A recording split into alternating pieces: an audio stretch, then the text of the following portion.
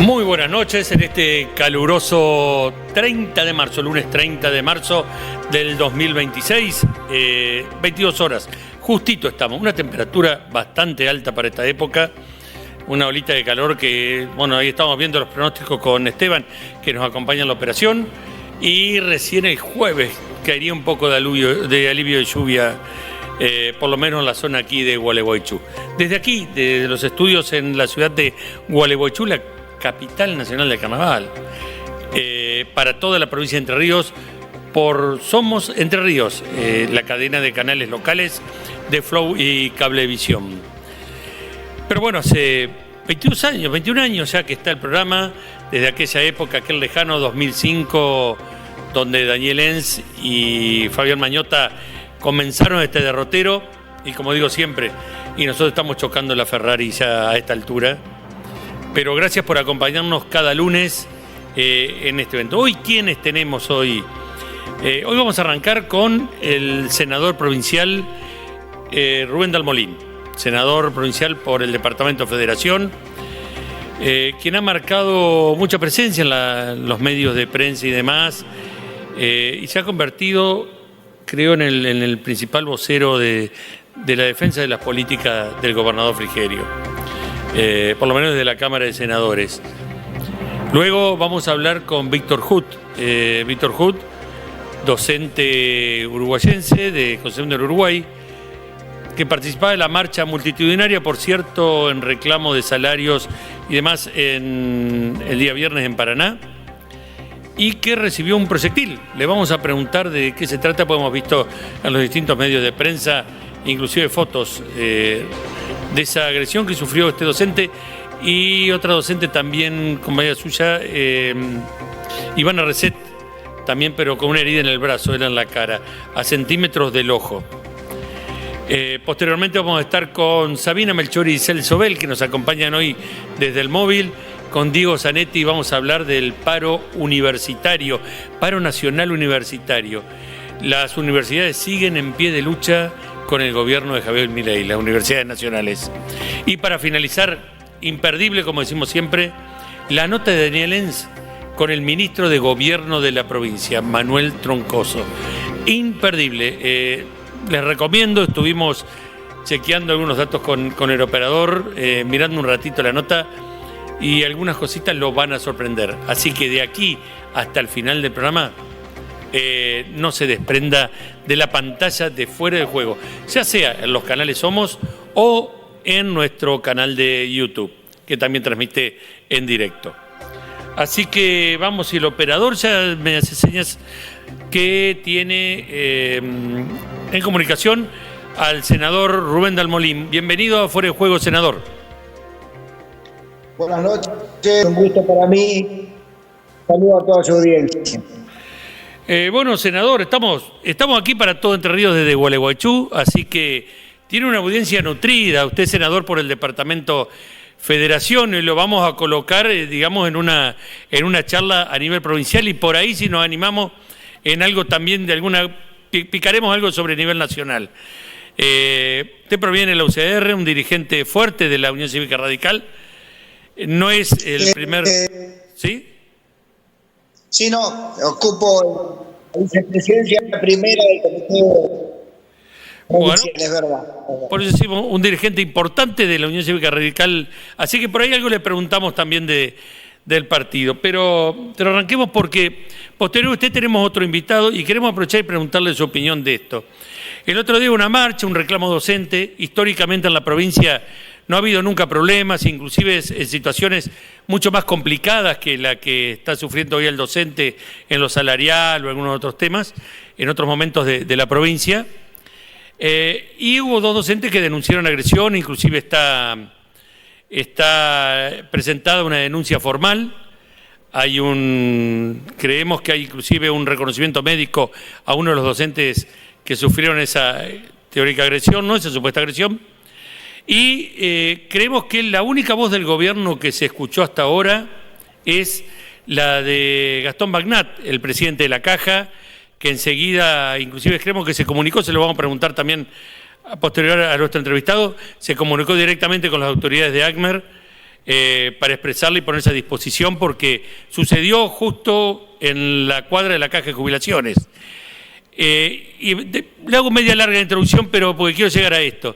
Hace poco hubo un problema en Colón con el gobernador y legisladores oficialistas salieron a repudiar que le hubieran arrojado agua y algunos cánticos que todo. Pero sin embargo ahora en esto que consideramos grave porque es la primera vez que sucede en nuestra provincia, por lo menos que tengamos memoria, no hemos visto ningún comunicado. Bueno, mire, en verdad, primero señalar es que yo soy muy respetuoso y claros de los distintos sectores. Ya hemos tenido, por ejemplo, en el PROSPER, algunos debates, bueno, en mi criterio responsables, o cuando se transformaron, ¿no? Y hemos sido, en mi criterio, o en mi caso particular, muy respetuosos. Lo que ha ocurrido con estos docentes que han sido agredidos es repudiable. En verdad, la pueda resolver y encontrar los responsables. Y pienso que, bueno, adecuado seguir en conversación con el sector, atento a, bueno, algunos temas que tienen que ver con los salarios y otros que está planteando, como la reforma de la Caja de Jubilaciones. Sí, bueno, queríamos escuchar, bueno, por lo menos su voz de repudio a este tipo de hechos, y bueno, la justicia definirá posteriormente qué es lo que sucede con esto, ¿no? Con la investigación correspondiente, y que si hay algún culpable y el hecho se comprueba, es grave para la provincia en general. Acá no hay camiseta partidaria ni gremial.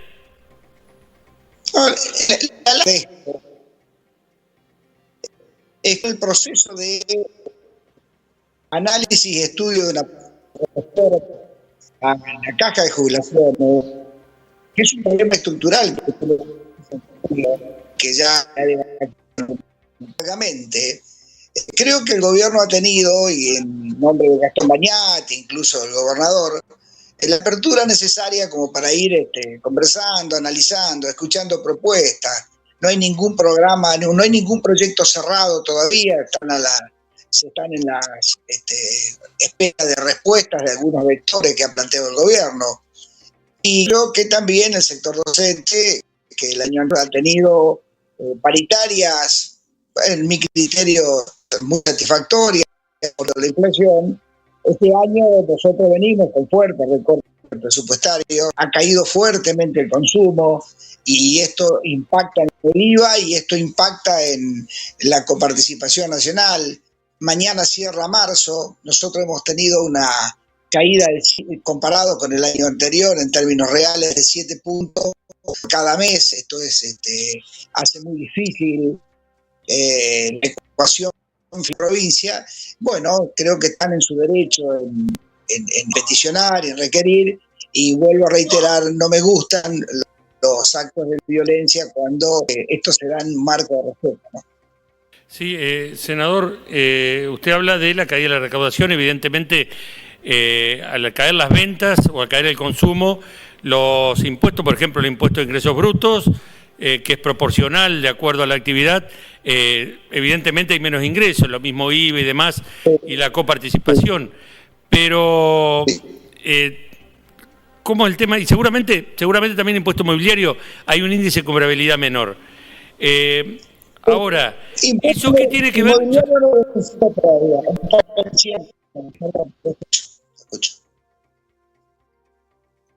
Yo lo que le iba a preguntar es lo siguiente. Pero el gobernador acaba de dar por decreto, bueno, el aumento, las paritarias, usted las considera satisfactorias, evidentemente difiere con la opinión de los docentes. La Sierra... El año anterior, no dije este año, el año anterior. Ah, sí, bueno, está bien. El año anterior, que seguía la inflación del año, evidentemente no hubo acuerdo en la paritaria, y creo que el gobernador, en el marco del análisis de hasta dónde puede dar sin que esto complique la finanza de la provincia, lo otorgó.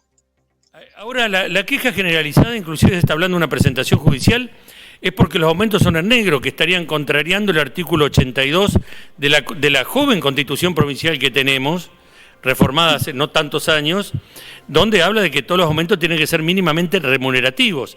Y eso incluso choca con el discurso del gobierno, porque no va plata ni para la caja ni para OSER, y de financia también a OSER. Sí. Bueno, este tema de los, ¿cómo es? Incrementos o ayudas, mejoras salariales en términos de no remunerativo, ya tiene su historia y se han dado en otros momentos. Es verdad lo que usted señala en cuanto a que al no ser remunerativo, el gobierno ahorra, por ejemplo,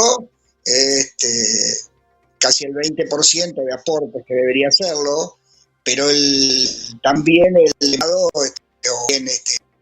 ahorra también ese porcentaje, un poco más porque también tenemos que considerar el IOSPER. El marco de lo que usted señala, de que al no ser remunerativo incrementa los déficits, pero el déficit termina cubriéndolo siempre el mismo Estado. Así que es una ecuación cero que se plantea. De igual manera, yo no estoy de acuerdo con que financiar la provincia. Por ahí también me gusta que los incrementos como el año anterior se dieron sean remunerativos, ¿verdad? Senador, seguimos con los temas provinciales y otro tema de conflicto ha sido OSER, porque uno dice, bueno, terminó IOSPER, comenzó OSER, se cerró, hay un representante de ACMER, otro de UPCN y está terminado, pero sin embargo los reclamos siguen y algunos plantean que inclusive hay puntuales, nosotros inclusive estuvimos hablando con García no hace mucho, hace un par de meses, y hay temas puntuales que dicen que está peor que antes. Estoy hablando de temas puntuales, no digo en general, ¿no? No, bueno, nosotros hemos mantenido también varias reuniones con el directorio, nos ocupa ese tema, nos preocupa, a nosotros los senadores también nos interpelan en algunas muy puntuales, en particular, como usted señala, y otras que han mejorado los pagos que se hacían antes a los médicos y a los prestadores de servicios, pero bueno, es un tema de salud y cuando uno habla de salud son temas muy candentes, muy sensibles y la verdad, si usted me pregunta a mí, yo puedo llegar a estar satisfecho, pero no estoy conforme con él, con que todo bien, digamos, no tengo un alto grado de conformidad. Creo que se trata de corregir una serie de cosas y nosotros estamos con una mirada encima de esto. La verdad que hace un año que está en funcionamiento este nuevo sistema y hay algunos avances que nosotros consideramos buenos y oportunos. Y hay algunas quejas que nosotros no las podemos desconocer y que tienen que resolverse. Senador, ustedes han encontrado, hablo de ustedes como oficialismo, tanto en el tema OSER como en el caja de jubilaciones, han encontrado un aliado impensado, que es José Allende de UPCN. Alguien que inclusive está muy cuestionado por su permanencia al frente del sindicato y por algunos temas judiciales y demás. ¿Es un buen socio para el gobierno Allende hoy en día? Mira, Allende, yo como un representante gremial, más allá de cuestionamiento, como usted lo señala, eso tiene que ver con el funcionamiento de un gremio que escapa a lo mío y a la legislatura. Contamos el OSER, cuando tratamos la ley de OSER, ha hecho de aportes significativos, importantes, interesantes. Algunos se han tomado en cuenta, otros no, pero hizo aporte, no hubo una oposición por la oposición misma. En cuanto a la caja de jubilaciones, creo que él tiene una mirada que está viendo el fondo de la cuestión como lo estamos defendiendo y entendiendo nosotros. El fondo de la cuestión de que si continuamos con estas proyecciones, seguramente lo ha hecho alguna entrevista, Gastón Bagnati lo ha explicado. Nosotros seguimos en este marco de desequilibrio social absolutamente. La caja va a tener problemas en el plazo y las soluciones van a ser mucho peores. Yo les puedo asegurar esto porque el umbral que puede cortar en términos del déficit de la caja de jubilaciones, yo creo que está llegando a su fin. Nosotros estamos en un porcentaje de 9 pesos de cada 10, o un indicador de 9 pesos, perdón, de cada 100 que le ingresan al Estado terreno, se va a ir el déficit de jubilación. Está destinado a 66.000 jubilados y de 120.000 empleados públicos, sumando a los municipios que forman el importante y beneficiario sistema social de la caja de jubilaciones de la provincia de Entre Ríos, pero que al déficit lo está soportando el total de la total. Y es un número enorme, uno por ahí escucha algunas propuestas y ahí hay que ver la magnitud. El año anterior fueron 350.000 millones, en enero fueron 38.000 millones de pesos el déficit mensual de la caja. Si tomamos eso y lo multiplicamos este año, vamos casi en los 500.000 millones. Mire, el número del déficit es enorme. Por eso creo tomar algunas definiciones. El gobernador ha iniciado esta charla y yo por ahí lo he calificado como de coraje el avanzar en este programa, más allá de que el concepto de derechos adquiridos que nosotros estamos defendiendo, el 22% estamos defendiendo, y la progresividad que se van a tomar en algunas medidas, si es que termina de aprobarse alguna ley en este sentido, hace que los beneficios de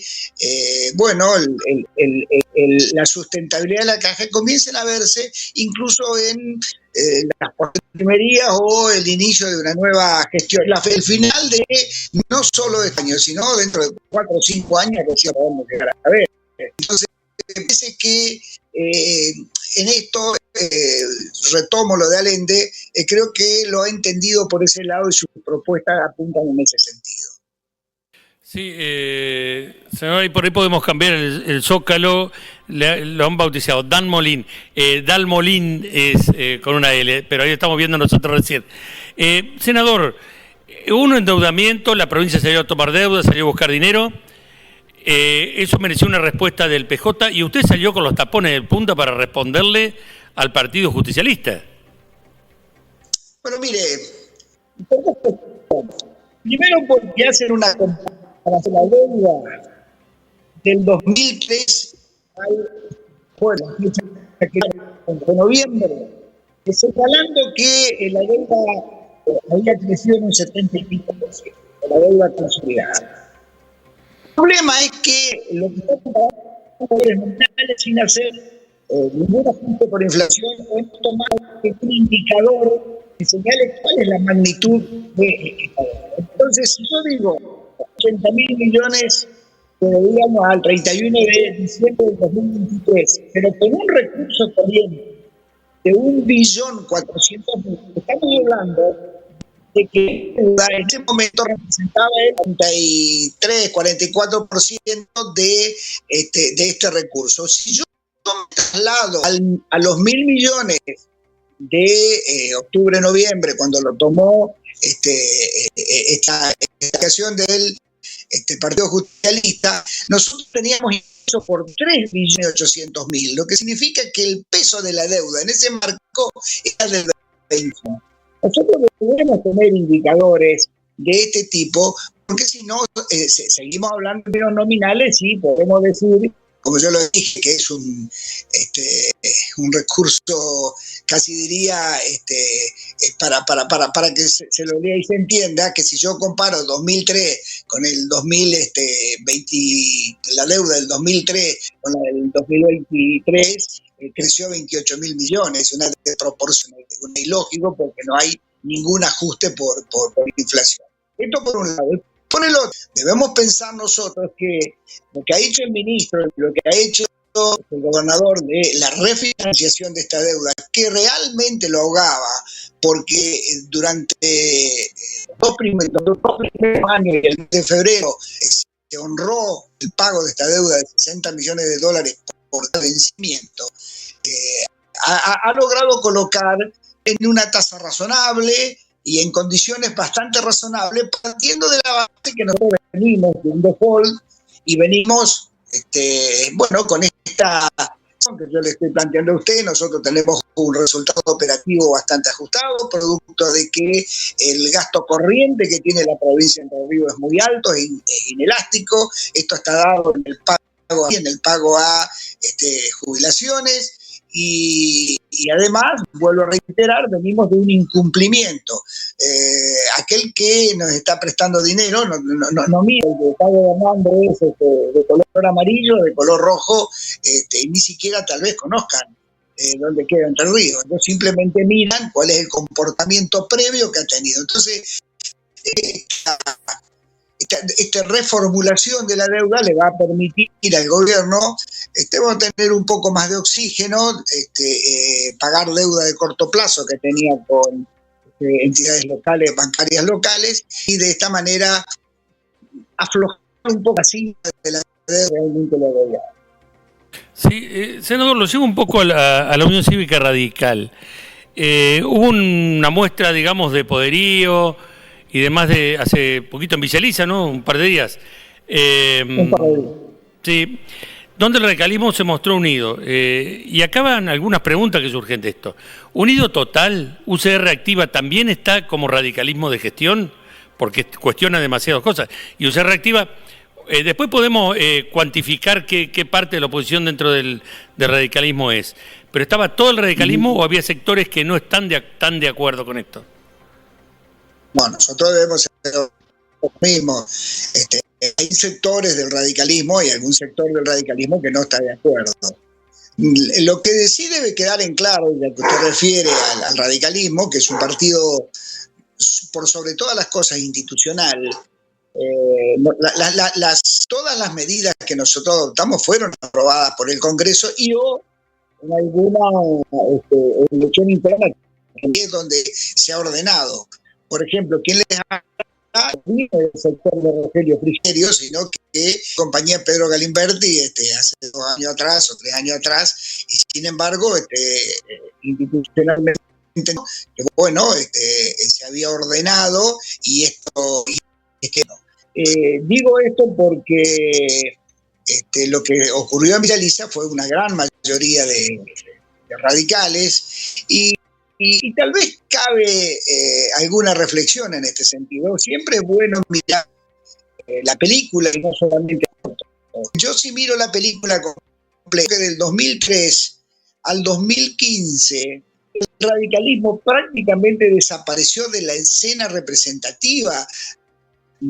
¿Por qué? Porque doy el caso de senadores porque explica muy bien la situación. En 2003-2007 nosotros tuvimos 2 senadores. En 2007-2011 tuvimos un solo senador. En 2011-2015 no tuvimos senadores. Y las intendencias eran un puñadito, eran poquitas. Creo que la última te ha quedado que nosotros le llamábamos la rebelde, la única intendencia de importancia que le había que radicalismo en el contexto de la provincia. Pero fíjese este dato, precisamente en ese periodo fue cuando la provincia más se endeudó, cuando la provincia tuvo todos los años déficit, incluso hubo 3 que el dinero que le ingresaban no alcanzaba para pagar los gastos. Es decir, nos endeudábamos para pagar salarios y poder funcionar.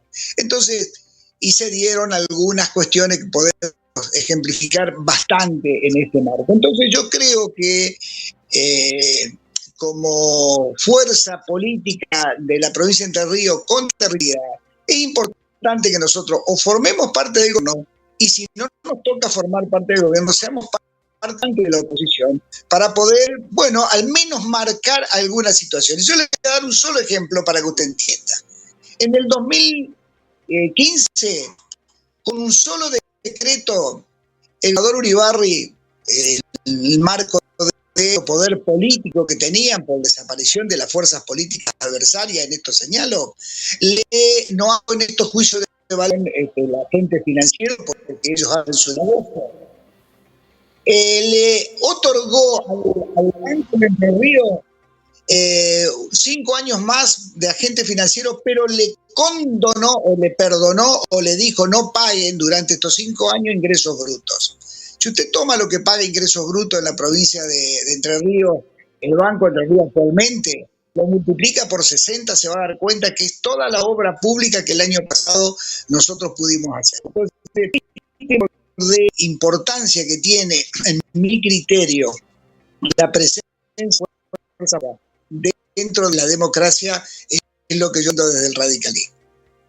Sí, le hago la última, senador. Usted habló de la posibilidad, bueno, que se necesita estar cerca de esto, la mejora que ha tenido el radicalismo en el posicionamiento en cuanto a autoridades electas y demás. No me diga que no están hablando porque estamos a 1 año y medio de las elecciones y esto es Argentina. ¿Es Frigerio? ¿Es un radical? Porque hay muchos radicales que quieren que sea un radical. ¿O es un candidato a la Libertad Avanza? Porque también lo ha manifestado que el próximo candidato a gobernador tiene que ser de la Libertad Avanza. Yo no tengo decisión. Yo creo que Rogelio Frigerio está liderando un proceso donde integran varios partidos políticos. Yo por una ciudad en el 2015 por una interna, yo no gané, pero me gané la Libertad en aquel momento. Y nosotros hicimos una influencia de partidos políticos en Chacarí, y realmente si usted mira el resultado final y la continuidad, porque lo que nosotros establecimos fueron conceptos de políticas públicas, hoy creo que da resultados. Fíjese que en Chacarí hoy está gobernando un socialista, que de la misma manera podría yo decirlo, siendo que la fuerza hegemónica, digamos, o el eje termina siendo el radicalismo en Chacarí. Entonces, en este marco, yo creo que Rogelio Frigerio está liderando una fuerza política que es Junto por el Cambio. Yo me considero dentro de Junto por el Cambio. Sus negociaciones o su contacto con la nación tienen que ver en el marco de las institucionales. Y para el año que viene, yo la verdad no sé qué es lo que va a ocurrir. La Libertad Avanza con el Juntos por el Cambio, que volverán a tener el mismo nivel frentista que tuvimos hace un año. Y en ese marco, vuelvo a reiterar, soy muy respetuoso institucional, no sé qué es lo que hará el radicalismo, dentro de lo cual estoy yo propiciando exista una nueva dirigencia, gente joven que pueda llegar a tomar la conducción del partido. Senador, le agradecemos, Bárbaro, mucho este contacto. Tuvimos algunos problemitas de conexión, me parece que es de internet, pero bueno, no le disparó ninguna respuesta. Le agradecemos este ratito con Fuera de Juego. Bueno, le pido 1000 disculpas si la conexión no fue buena. Tal vez la conectividad por acá no anda bien. Un gran abrazo por... Bueno, le agradecemos mucho, senador. Así pasaba el senador Rubén Dalmolín, de Federación, senador que ha marcado últimamente presencia en los medios de prensa, respaldando fuertemente las políticas de este gobierno. Se lo ve compenetrado totalmente, y de hecho la UCR en su mayoría, y aclaró que hay sectores que no, lo aclaró el senador, respaldó esas radicales en gestión que le dijeron.